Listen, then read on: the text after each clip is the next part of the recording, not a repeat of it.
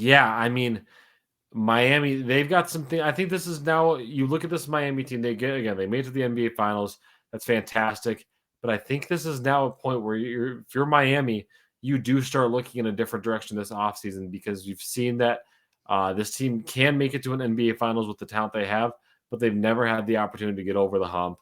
Um, yeah, this is I think this is going to be an interesting offseason for Miami, and I think they're going to start making some decent changes to that team. Not a complete rebuild. I think they're going to keep some role players, some key players there, but I do see this being the beginning of some form of reconstruction of this team in order to get them over the hump and winning an NBA Finals in I the near know. future. Yeah, I know. Dame is in a lot of trade talks right now, Hmm. and they have some pieces. Tyler Hero is a solid piece. Surprised we didn't see him out there. Maybe that's because they didn't want to hurt his trade value.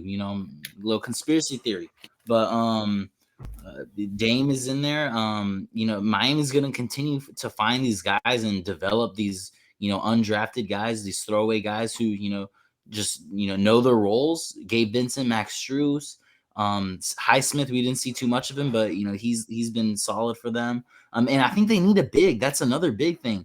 Bam, he's only 6'9", and we saw him do his thing against Jokic. On the offensive side, he was able to get downhill and get to the rim because he's so much faster than Jokic, but he's not as big body as him.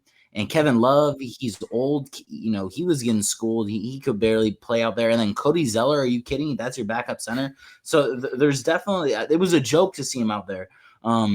So there's definitely ways they can improve. Maybe just another playmaker like Dame, someone like that, and then another big. I don't think it's really that hard to see where they need to improve on.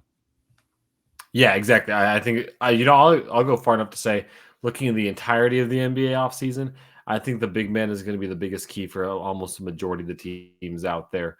I know a lot of Ooh, point guards have been in the discussion. A lot of guards have been smaller guys have been in the discussion when it comes to free agents and also people on the trading block, as you mentioned with Dame. But I think centers are going to. I mean, people are going to be so focused on the big guy or on the guards that the centers are going to be the ones that are going to be making the biggest moves. I really do think that centers are going to be the biggest difference for a lot of these teams who are looking to really improve this offseason, Miami being one of them. So that's my takeaway from that. But yeah, I agree. I think they need to look at the center, just a backup to Adebayo, because I mean, Bam, he's a great player, and he does lack the height and realistically just the height that a lot of centers have. But he's still such a physical player. I mean, you saw that down the stretch in Game 5. I mean, he was finding people left and right, trying to get the ball. He's a very physical center. He's just a smaller center. They need somebody to kind of counteract that. Somebody who's bigger, somebody who's going to have a little bit more power when it comes to height off the bench. And and that Bam might be a can't really big stretch difference the maker. floor as well. That's something else Exactly. too. Yeah, he can't stretch the floor. I agree with that. Um, yeah, I think that's the biggest thing to address. I mean, if you can get Dame in a trade, uh, I don't know how it's really going to work out in Miami. I don't see that being big a big difference maker in my opinion, especially with Kyle Lowry off the bench still.